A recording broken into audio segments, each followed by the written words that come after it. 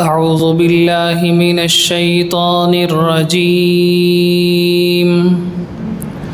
بسم الله الرحمن الرحيم.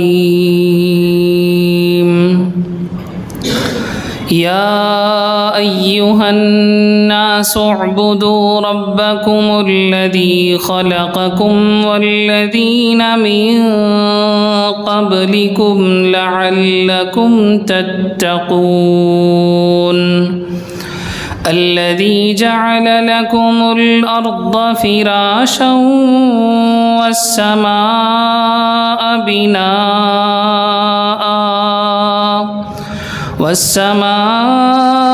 بناء وأنزل من السماء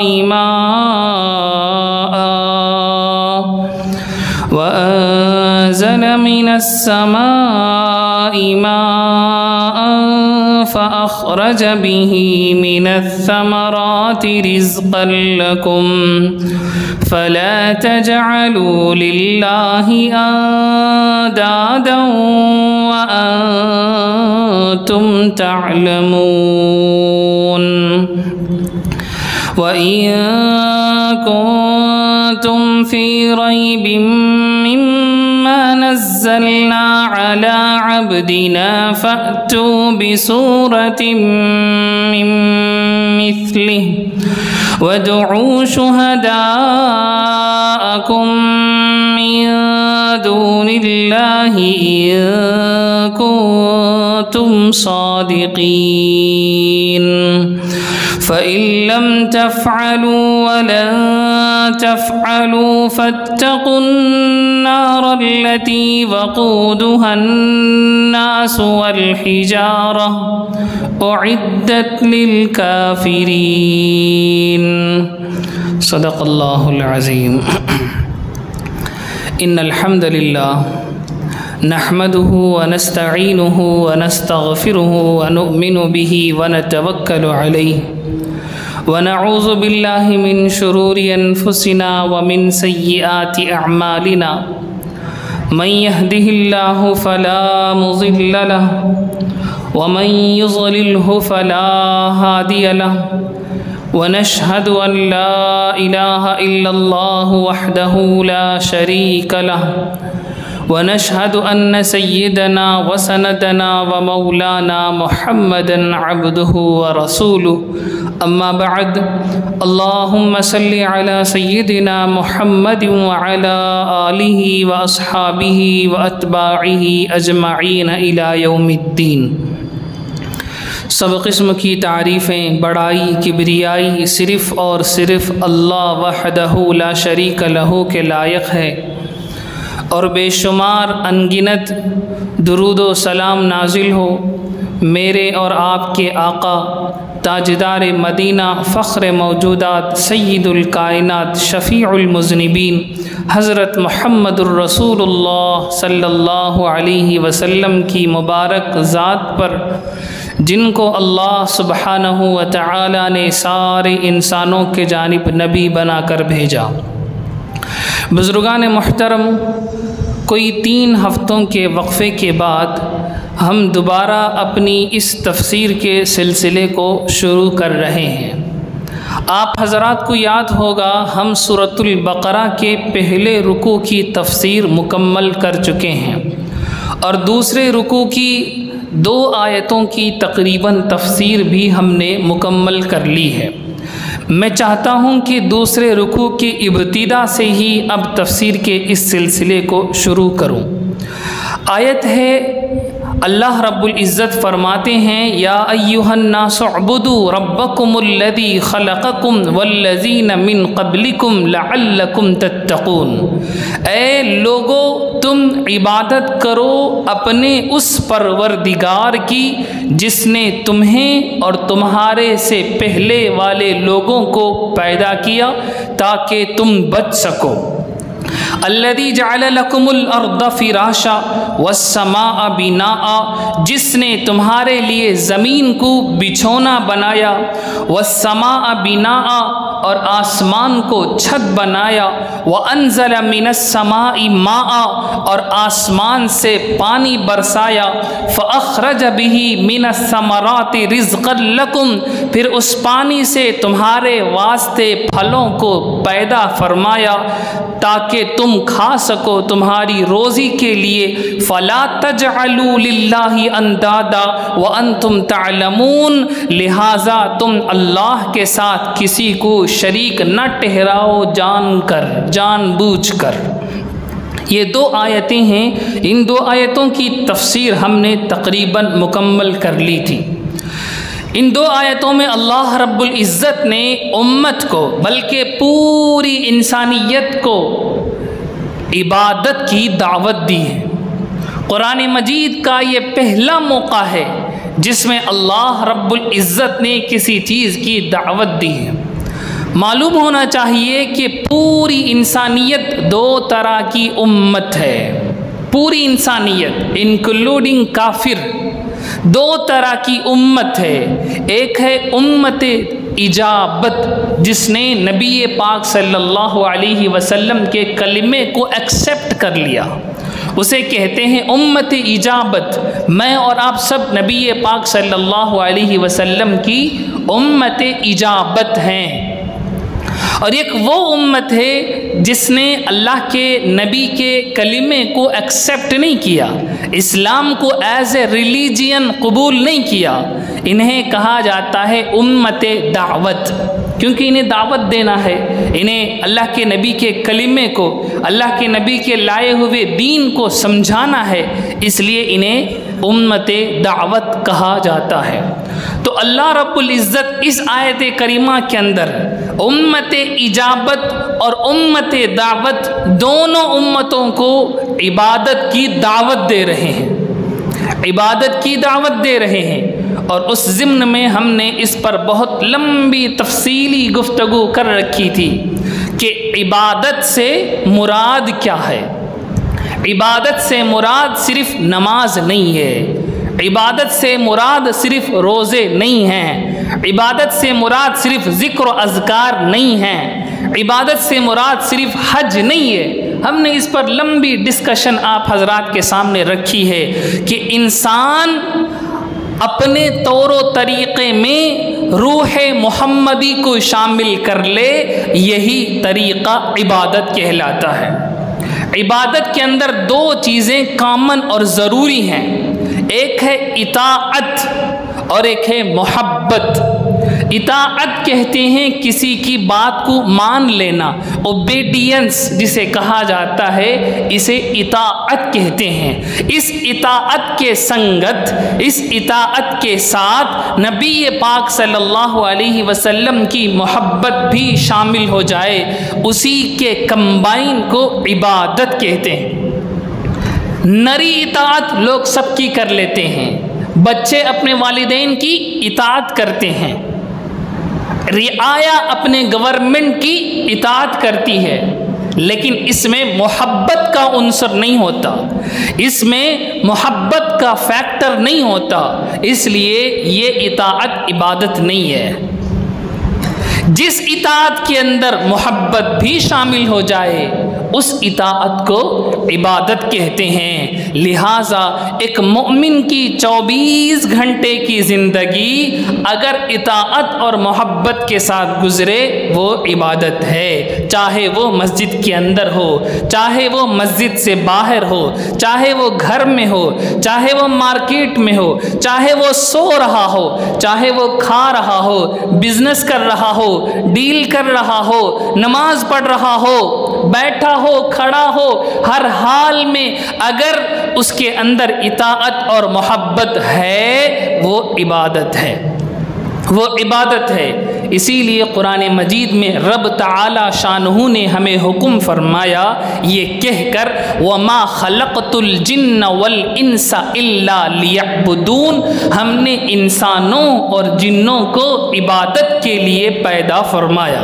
سوال یہ ذہن میں پیدا ہوگا کہ اے اللہ ہمیں آپ نے عبادت کے لیے پیدا فرمایا لیکن میں انسان ہوں، مجھے نیند بھی آئے گی، میں انسان ہوں، مجھے کھانے کی ضرورت ہے، میں کھانا بھی کھاؤں گا، کھانے کے لیے مجھے کمائی کرنی پڑے گی، میں کمائی بھی کروں گا۔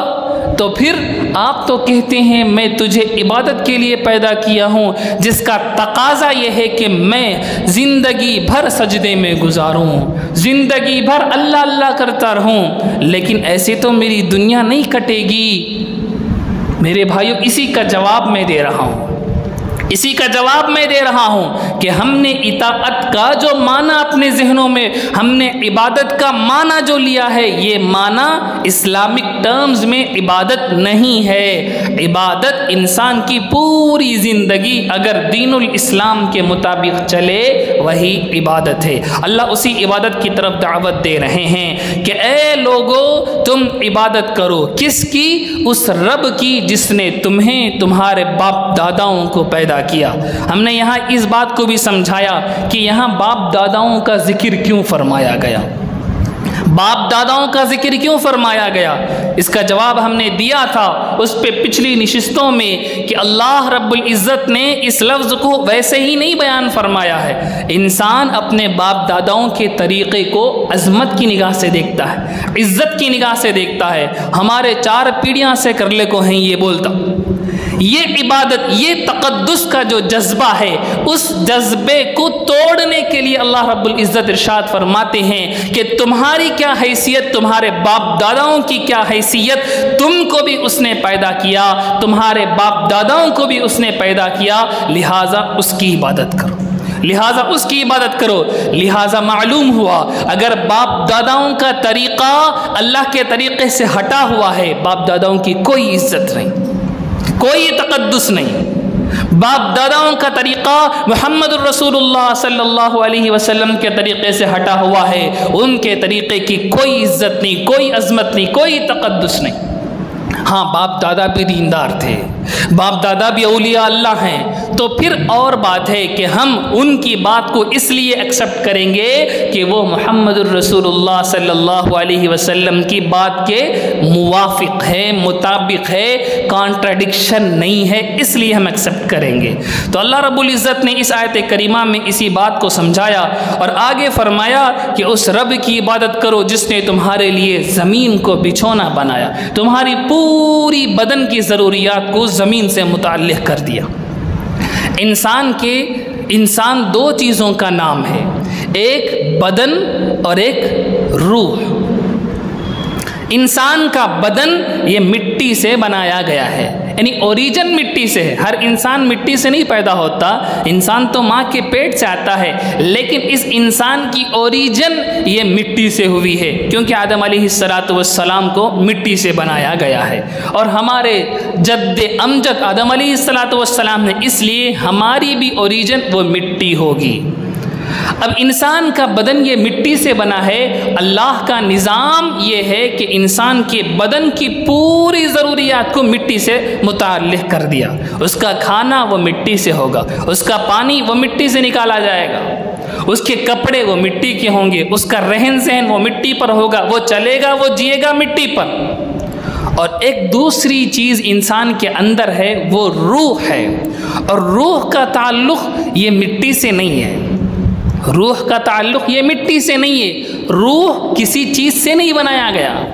انسان کا بدن مٹی سے بنایا گیا ہے، لیکن روح کسی چیز سے نہیں بنایا گیا، یہ امر اللہ سے بنایا گیا ہے، اللہ کے حکم سے بنایا ہوا ہے، اللہ کے حکم سے بن گیا ہے۔ لہٰذا روح عالم بالا سے تعلق رکھتا ہے، روح عالم بالا یعنی اللہ کے دنیا سے اوپر جو عالم ہے اس عالم سے متعلق ہے، اس لیے روح کی ضروریات وہ اوپر سے اتریں گی، روح کی ضروریات کو فلفل کیا جائے گا وہ اوپر کے ذریعے سے، اوپر سے اترنے والے حکم کے ذریعے سے۔ اسی لیے اسلام دین الفطرت ہے، انسان کے ضروریات کو جو بدن سے بنا ہوا ہے، جس کا اوریجن بدن ہے، اس کی ضروریات کو بدن سے متعلق فرما دیا، اور جس کا اوریجن وہ عالم بالا سے ہے اس کی ضروریات کو عالم بالا سے متعلق کر دیا۔ بہرحال اللہ رب العزت بدن کے حوالے سے یہاں ارشاد فرماتے ہیں کہ تمہارے لیے زمین کو ہم نے بچھونا بنایا، تمہاری ضروریات کو ہم نے زمین سے متعلق کر دیا، اور آسمان کو تمہارے لیے چھت بنایا کہ آسمان کے ذریعے سے ہم نے تمہارے اوپر عالم بالا کے حوالے سے ایک چھت قائم فرما دیا۔ وَأَنزَلَ مِنَ السَّمَاءِ مَاءً، اور آسمان سے ہم نے پانی برسایا۔ اس وقت ہم نے یہاں اس موقع پر یہ تفسیر بھی آپ حضرات کے سامنے رکھی تھی کہ یہاں سما سے مراد بلند چیز ہے، اونچی چیز ہے۔ آسمان کو سما اس لیے کہتے ہیں کہ وہ بلند ہے۔ وَأَنزَلَ مِنَ السَّمَاءِ مَاءً، سوال پیدا ہوگا کہ آسمان سے تو پانی نہیں اترتا، بادلوں سے پانی اترتا ہے۔ بادل تو آسمان سے بہت دور نیچے ہیں، زمین کے قریب ہیں۔ تو اس کا جواب میں دے رہا ہوں کہ اوپر کی چیزوں سے، اوپری دنیا سے ہم نے تمہارے اوپر پانی کو برسایا۔ فَأَخْرَجَ مِنَ الثَّمَرِ فَأَخْرَجَ بِهِ مِنَ الثَّمَرَاتِ رِزْقًا لَكُمْ، اور اس پانی سے، اسی زمین کے ذریعے سے تمہارے لیے روزی روٹی کا بندوبست فرمایا۔ فَلَا تَجْعَلُوا لِلَّهِ أَنْدَادًا وَأَنْتُمْ تَعْلَمُونَ، لہٰذا تم جان بوجھ کر اللہ کے ساتھ کسی کو شریک مت بناؤ۔ ندن کی تفسیر کرتے ہوئے ہم نے کہا کہ ایک ہوتا ہے ندن اور ایک ہوتا ہے ضدن۔ ضدن کسے کہتے ہیں؟ ایک آدمی کسی کو شریک ٹھہراتا ہے، مقابلہ نہیں، صرف شریک ٹھہراتا ہے کہ یہ بھی کرتا ہے، یہ بھی کرتا ہے، اسے کہتے ہیں یہ اس کا ند ہے، یہ اس کا ند ہے عربی کے حساب سے۔ اور ایک آدمی کسی کو شریک بناتا ہے کسی کام میں، اور وہ شریک اس آدمی کا مقابلہ بھی کرتا ہے، کمپٹیشن بھی کرتا ہے۔ کمپٹیٹر کو ضدن کہا جاتا ہے۔ اللہ کے لیے ضد تو دور کی بات ہے، ند بھی نہیں بناؤ۔ اللہ کے لیے ضد تو دور کی بات ہے، ند بھی نہ بناؤ، یعنی یہ بھی نہ کہو کہ اللہ جو کام کر سکتے ہیں وہ کام یہ بھی کر سکتا ہے، یہ بھی کر سکتا، نہ بناؤ۔ فَلَا تَجْعَلُوا لِلَّهِ أَنْدَادًا، اللہ کے ساتھ کسی کو ند بھی نہ بناؤ۔ ضد تو دور کی بات ہے، ضد تو بڑی بات ہے، تم ند بھی نہ بناؤ۔ اس کی مثال میں نے حدیث کے ذریعے سے آپ حضرات کو سمجھائی۔ اللہ کے نبی علیہ السلام کی مجلس میں کسی موقع پر ایک صحابی نے فرما دیا تھا، یا رسول اللہ ما شاء اللہ وما شئت، اے اللہ کے نبی، اللہ جو چاہے اور آپ جو چاہے ویسا ہی ہوگا، اللہ جو چاہے اور آپ جو چاہے ویسا ہی ہوگا۔ نبی پاک صلی اللہ علیہ وسلم نے فوراً ٹوکا، فرمایا جعلتنی للہ عدلا جعلتنی للہ ندا بل ما شاء اللہ وحدہ، کیا تو نے مجھے اللہ کا ند بنا دیا ہے؟ کیا تو نے مجھے اللہ کا ند بنا دیا ہے؟ بلکہ یہ کہ جو اللہ چاہے صرف وہی ہوگا، جو اللہ چاہے صرف وہی ہوگا۔ بہرحال یہ ساری باتیں وہ تھی جس کو ہم نے گزشتہ نشستوں میں مکمل کر دی تھی۔ اسی حوالے سے یہ بات بھی ہمیں سمجھ لینا چاہیے کہ شرک کا معاملہ دین الاسلام میں انتہائی حساس معاملہ ہے۔ نبی پاک صلی اللہ علیہ وسلم نے چن چن کر شرک کے چور دروازوں کو تک بند کروایا، چن چن کر شرک کے چور دروازوں تک بند فرمایا، یہاں تک بند فرمایا کہ جو آدمی ریاکاری کرتا ہے وہ بھی شرک خفی کرتا ہے، وہ بھی شرک کرتا ہے، چھوٹا شرک۔ کیسے؟ ایک آدمی ریاکاری کرتے ہوئے کسی کو دکھلانے کے لیے نماز پڑھتا ہے، تو اس کا مطلب یہ ہوا کہ وہ نماز اللہ کے لیے بھی پڑھتا ہے اور اس آدمی کے لیے بھی پڑھتا ہے۔ یہ ایکچول میں شرک تو نہیں ہے، لیکن اس میں شرک کی بو آتی ہے۔ نبی نے اس کو بھی منع فرمایا کہ شرک خفی ہے، یہ چھپا ہوا شرک ہے، اس میں بندہ اللہ کے ایکول نہیں بناتا اس آدمی کو، لیکن پھر بھی شرک کی بو آتی ہے، شرک کی بو آتی ہے، اس لیے ریاکاری کو شرک فرمایا۔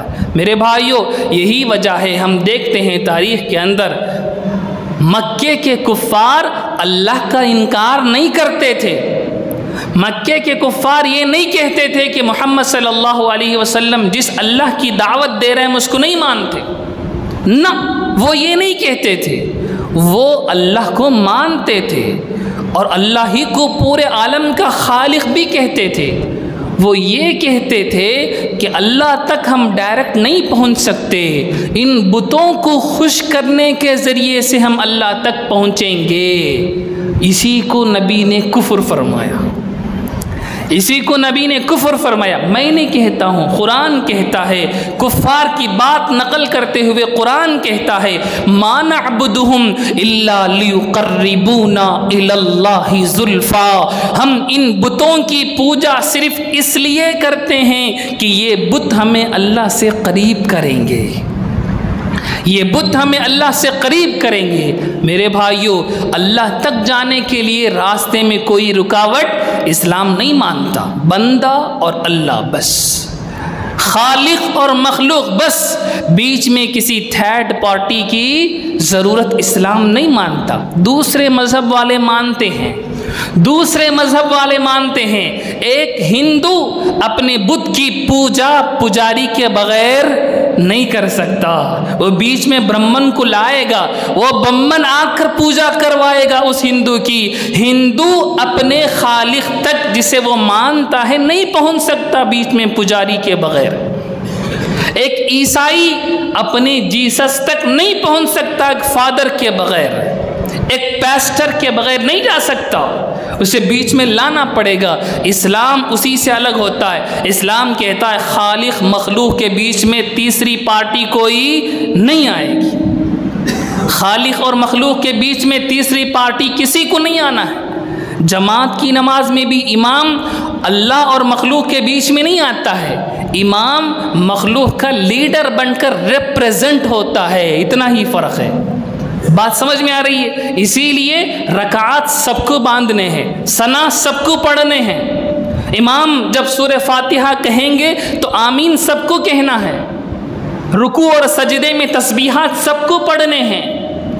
امام اللہ کے مخلوق کے بیچ میں نہیں آتا، امام مخلوقات کی جماعت میں ریپریزنٹ بن کر سامنے کھڑا ہوتا ہے۔ اس سے زیادہ امام کی حیثیت نہیں ہے، اس سے زیادہ امام کی حیثیت نہیں ہے۔ تو معلوم ہوا اسلام اس بارے میں بالکل کلیئر ہے کہ خالق اور مخلوق کے بیچ میں کسی کو اسلام نہیں مانتا، کسی کو اسلام نہیں مانتا۔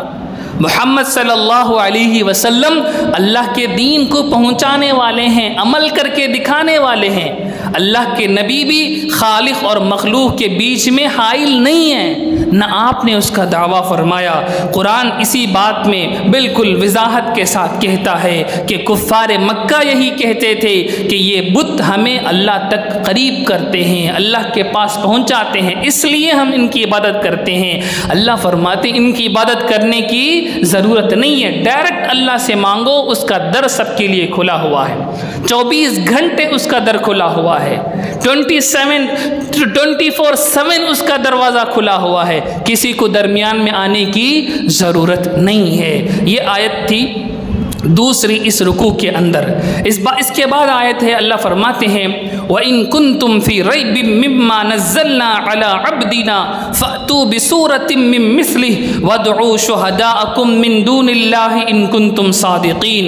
اور اگر تمہیں اس میں شک ہے جس کو ہم نے اپنے بندے پر نازل فرمایا، یعنی کتاب اللہ میں، اگر تمہیں اس میں شک ہے جس کو ہم نے اپنے بندے پر نازل فرمایا تو تم اس جیسی ایک صورت لے آؤ، وَادْعُوا شُهَدَاءَكُم مِّن دُونِ اللَّهِ، اور تم اللہ کو چھوڑ کر تمہارے پورے گواہوں کو، تمہارے پورے دوستوں کو، یاروں کو بلا لو، ان کنتم صادقین، اگر تم سچے ہو۔ یہ آیت قرآن کریم کی نہایت اہم ترین آیت ہے۔ اس آیت میں اللہ رب العزت پورے عالم کفر سے قیامت تک کے لیے چیلنج فرما رہے ہیں، کسی مکے والوں سے نہیں، پورے کفر سے، پورے کافروں سے، جن جن لوگوں کو شک ہے ان سب لوگوں سے اللہ کھلا چیلنج کر رہے ہیں۔ اور صرف نبی علیہ السلام کی زندگی میں نہیں، قیامت تک کے لیے، جب تک قرآن موجود ہے تب تک اللہ کا یہ چیلنج قرآن مجید کے اندر موجود ہے۔ کیا چیلنج ہے؟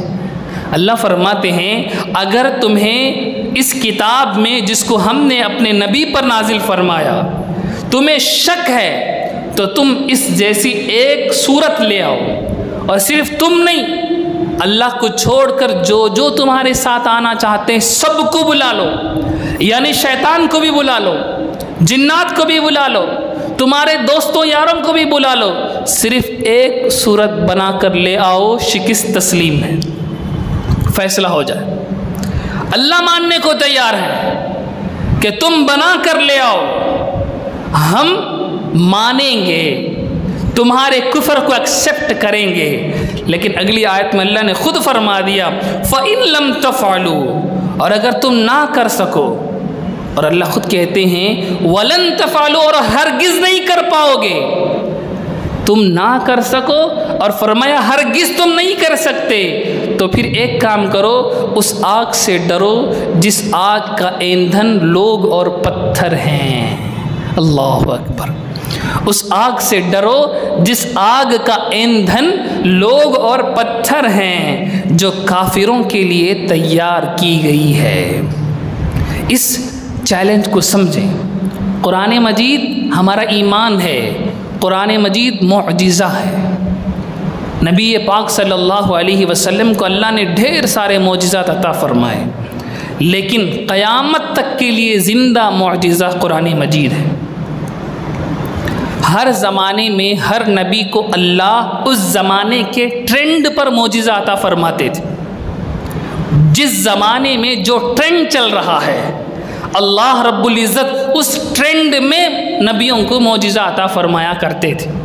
موسیٰ علیہ السلام کے زمانے میں جادو کا زور تھا، جادو کا ٹرینڈ تھا، جادوگروں کو عزت کی نگاہ سے دیکھتے تھے۔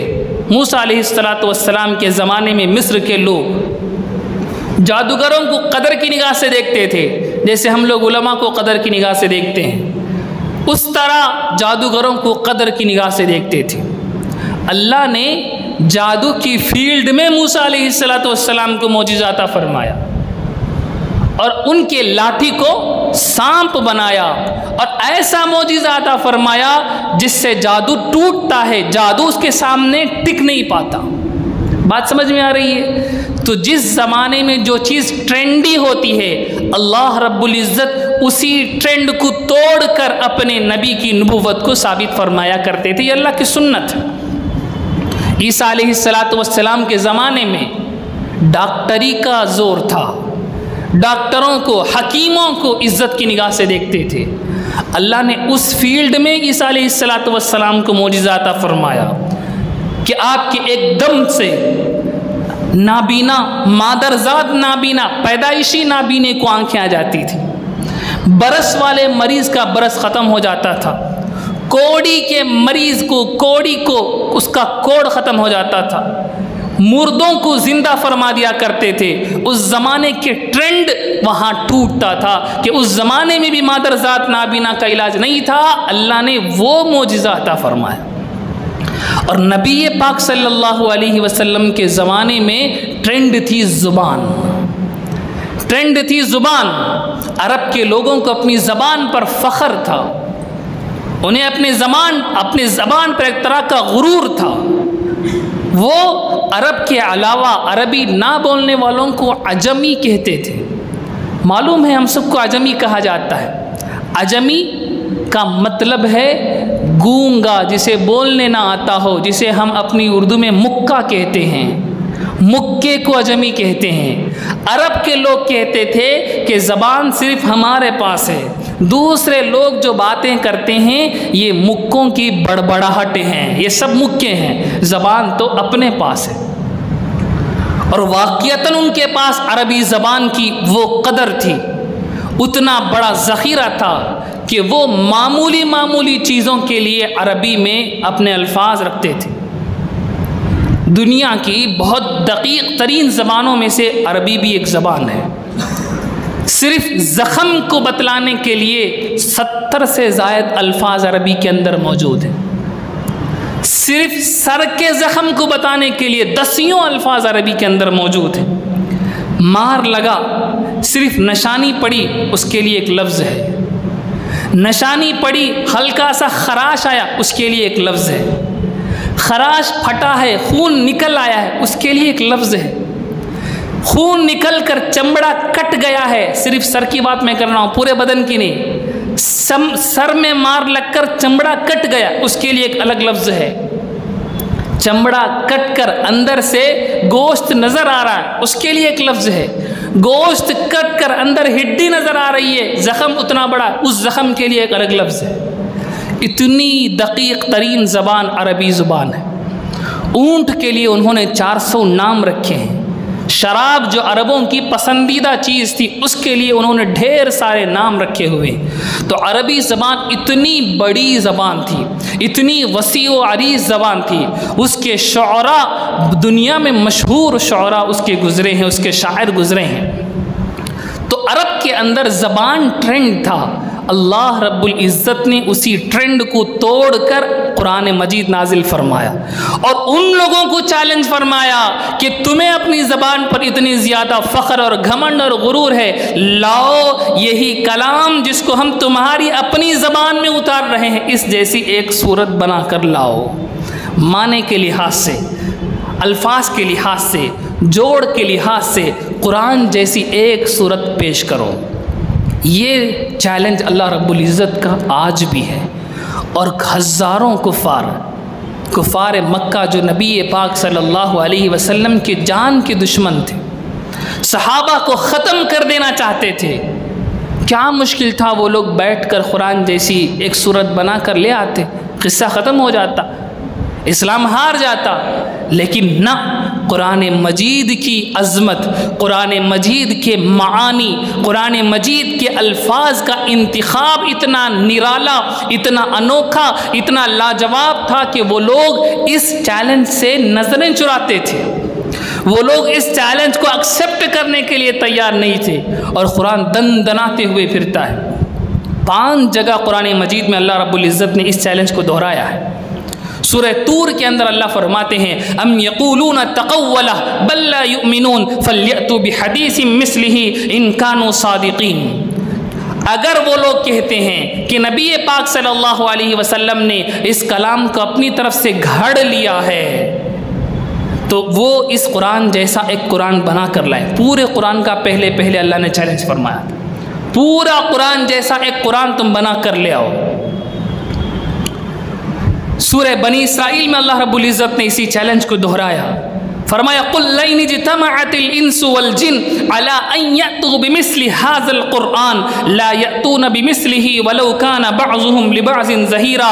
اے نبی آپ کہہ دیجئے اگر انسان اور جنات سارے مل جائیں اس بات پر کہ وہ اس قرآن جیسا ایک قرآن لے آئیں تو وہ ہرگز نہیں لائیں گے. دوسری جگہ اللہ نے چیلنج دیا. اب پورا قرآن نہیں لا سکے یہ لوگ، اللہ نے اپنے چیلنج کو کم فرمایا.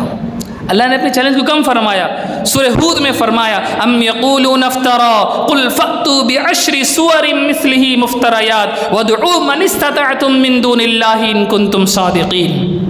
کیا یہ لوگ کہتے ہیں کہ نبی نے اس قرآن کو گھڑ لیا ہے؟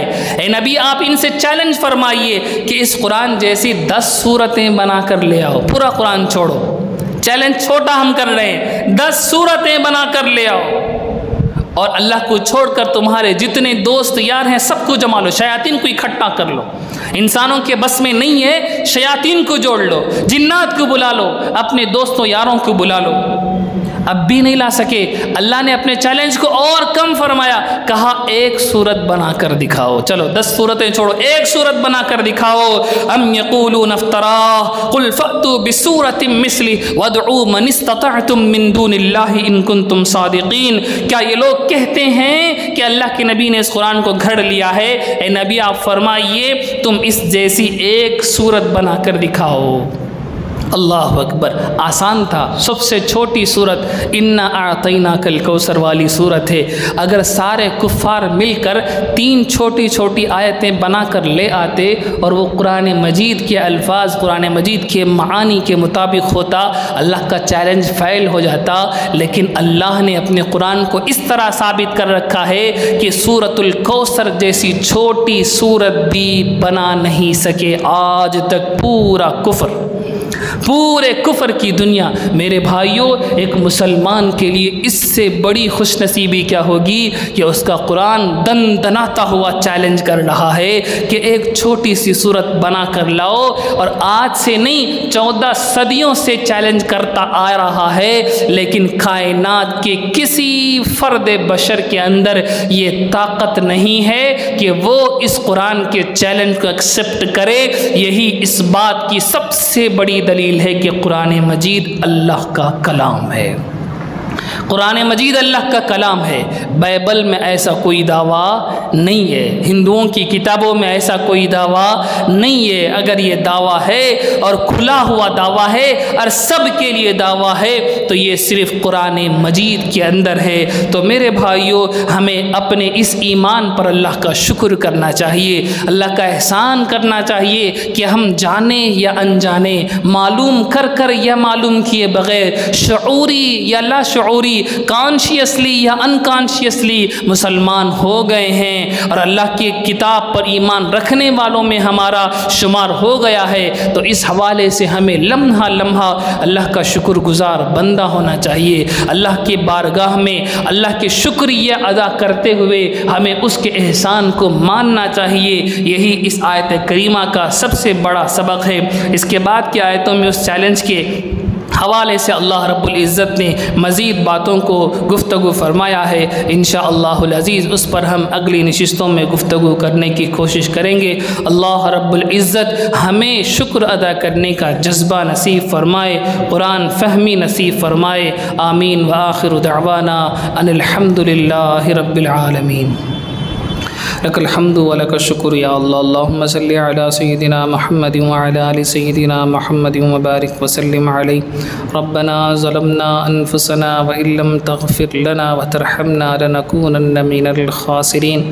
اللهم إنا نسألك حبك وحب من يحبك وحب عمل يقربني إلى حبك۔ سبحان ربك رب العزة عما يصفون وسلام على المرسلين والحمد لله رب العالمين۔